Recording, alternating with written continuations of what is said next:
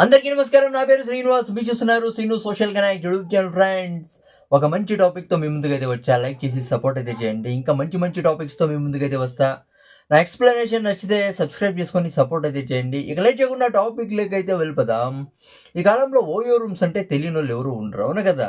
చాలా అంటే చాలా ఫేమస్ అయిపోయి ఓయో రూమ్స్ బాగా ఎంజాయ్ చేస్తున్నారు. అవునా కదా! అంటే ఓయో రూమ్స్‌కి వెళ్ళిన తర్వాత సడెన్‌గా పోలీసులొస్తే మీరు ఆ పోలీసుల్ని ఎలా ఎదుర్కోవాలి? అంటే రూల్స్ మీకు తెలియాలి. మీకు రూల్స్ తెలిస్తేనే పోలీసుల్ని ఎదుర్కుంటారు. లేకపోతే చాలా అంటే చాలా భయపడిపోతారు. అందుకే ఈ రూల్స్ అయితే మీకు తెలిసుండాలి. మీరు ఓయో రూమ్స్‌లో మీ బాయ్ ఫ్రెండ్స్‌తో లేకపోతే గర్ల్ ఫ్రెండ్స్‌తో ఎంజాయ్ చేసేటప్పుడు సడెన్‌గా పోలీసులొచ్చి క్వెషన్ చేస్తే చాలా భయపడాల్సిన అవసరం అయితే లేదు. మీరు గుర్తుపెట్టుకోవాల్సిన విషయం ఏంటంటే, మీకు 18 వయసు దాటుండాలి. 18+ అయ్యుంటే మీరు ఎలాంటి భయపడాల్సిన అవసరం అయితే లేదు. ఒకవేళ 18 కన్నా కిందుంటే అప్పుడు మీరు ప్రాబ్లమ్‌లో అయితే పడతారు. అయినా కూడా మీరు మేజర్స్ అయినా కూడా 18+ అయినా కూడా చాలామంది భయపడిపోతుంటారు. పోలీసులొచ్చినారని చాలామంది భయపడిపోతారు. అవునా కదా! ఎందుకంటే వాళ్ళు భయపడిస్తారు. కానీ కొన్ని రూల్స్ తెలిసుంటే పోలీసులకు కూడా భయపడాల్సిన అవసరం అయితే లేదు. పోలీసులొచ్చిన తర్వాత వాళ్ళేమడుగుతారు? మీ పేరెంట్స్‌కి ఫోను చేయమనైతే అడుగుతారు. అవును గదా!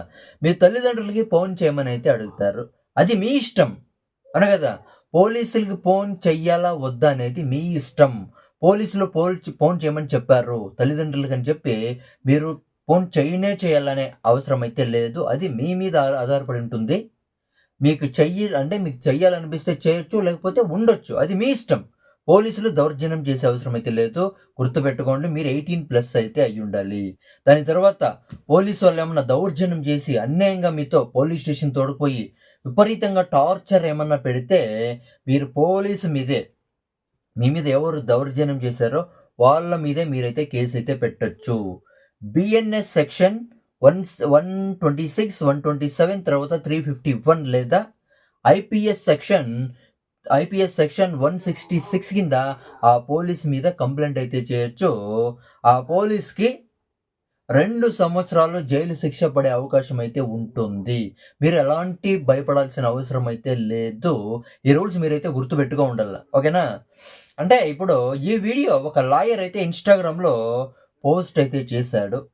50% ఈ ఫోటోలో కనిపించే లాయర్ అయితే పోస్ట్ అయితే చేశాడు. ఇన్ఫర్మేషన్ అయితే ఇచ్చాడు. ఓయో రూమ్స్‌కి చాలామంది పోతుంటారు. చాలామంది ఇబ్బంది పడుతుంటారు కాబట్టి ఈ రూల్స్ గుర్తుపెట్టుకోండి అని అయితే వీడియో చేశాడు. ఈ లాయర్‌కి చాలా అంటే చాలా 50% నెగెటివ్ కామెంట్సే. 50% నెగెటివ్ కామెంట్స్, 50% పాజిటివ్ కామెంట్స్ అయితే కొంతమంది తిడుతున్నారు, కొంతమంది పొగుడుతున్నారు. ఈ వీడియో ఊరికే ఉండకుండా నేను అయితే వీడియో చేశా. చూద్దాం నన్ను ఎంతమంది తిడతారో. ఇక దీని గురించి మీరేమనుకుంటారో కామెంట్ అయితే చేయండి. నా ఎక్స్‌ప్లనేషన్ నచ్చితే సబ్స్క్రైబ్ చేయండి. షేర్ చేయండి. తర్వాత లైక్ చేయండి. సపోర్ట్ అయితే చేయండి. By by.